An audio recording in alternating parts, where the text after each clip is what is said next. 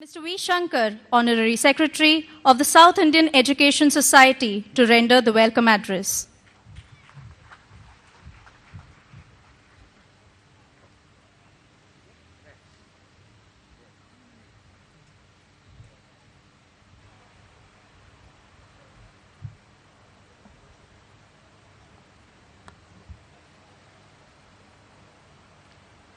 माला सुदाम कुंभ विबोध मुद्रा विद्याविराजत करवारिजाताम अपार कारुण्य सुदाम्बुराशिम श्री शारदांबा प्रणतोस्मि नित्यम. With benediction to Jagannmata Sharada Parameshwari, Vagdevi Saraswati, that repository of all that is knowledge, culture, tradition, wisdom, learning, I bow to her as I commence my address today. It gives me great pleasure to welcome you all to this pleasant and solemn function organized this evening to commemorate 75 years the Platinum Jubilee of the South Indian Education Society.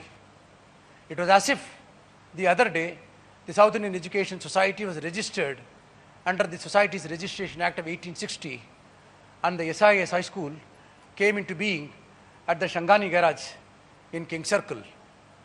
Time has indeed flown. Like the proverbial banyan tree, the South Indian Education Society has grown over time, bringing within its influence diverse cultures, thoughts, and processes. From kindergarten to PhD, the campuses of the society today encompass about 20,000 students.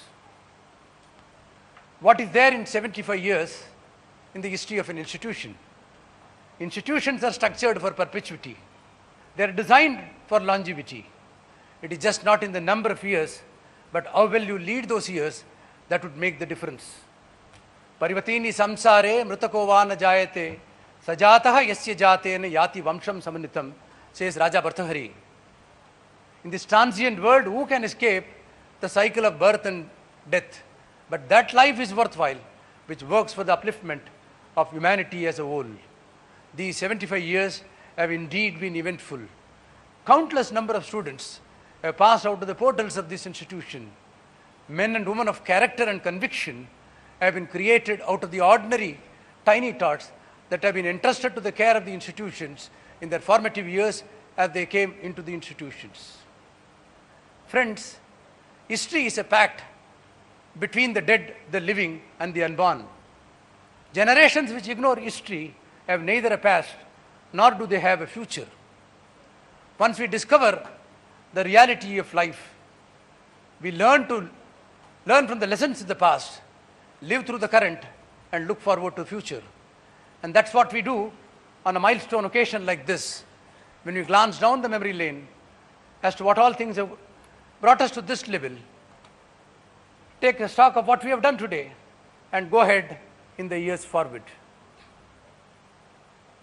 As we rededicate ourselves to the cause of education, to further this cause that our forefathers have given unto us, it's time to honor all those who have passed out of the portals of this institution, distinguished themselves in their field of specialization, who have held atop the flag of this institution, men and women who have stamped infinity on the thought and process of this nation, and who have contributed to the reservoir of goodness of this nation.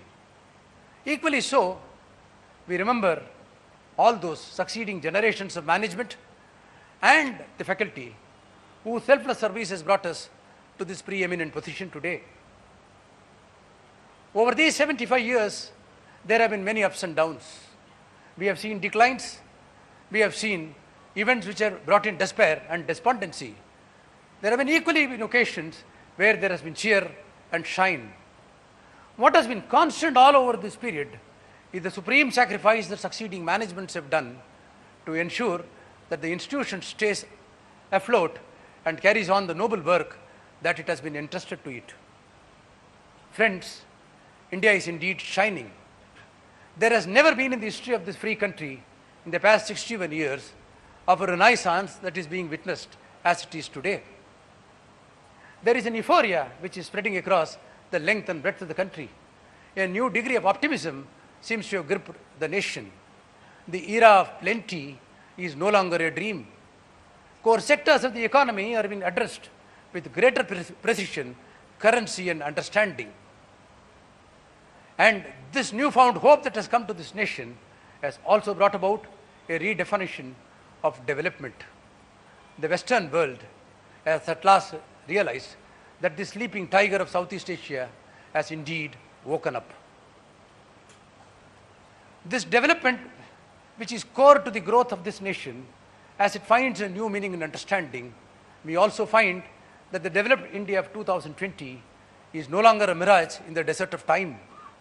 In fact, we are privileged, honored, and blessed to have with us one who has inspired all of us to this development, one who held the office of the President of India with great distinction, devotion, and dedication,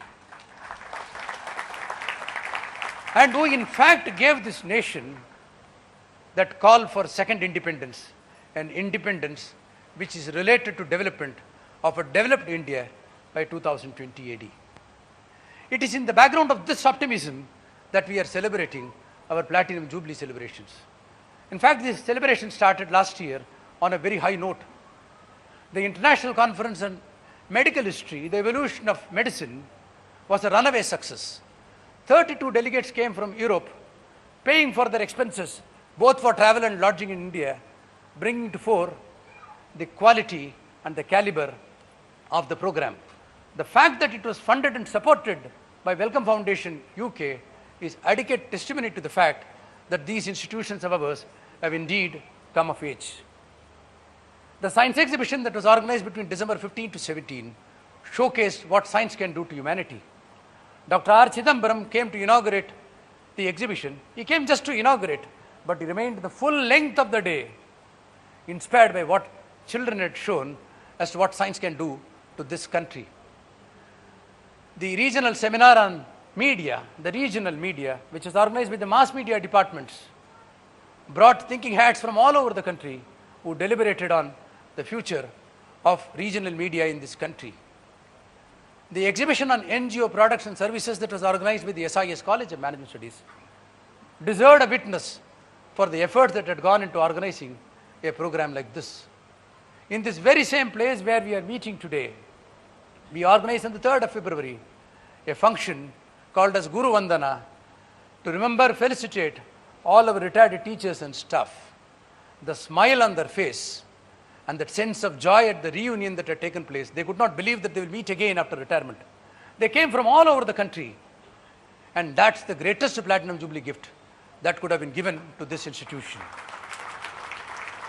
But the highest point of the celebrations is what is happening here today.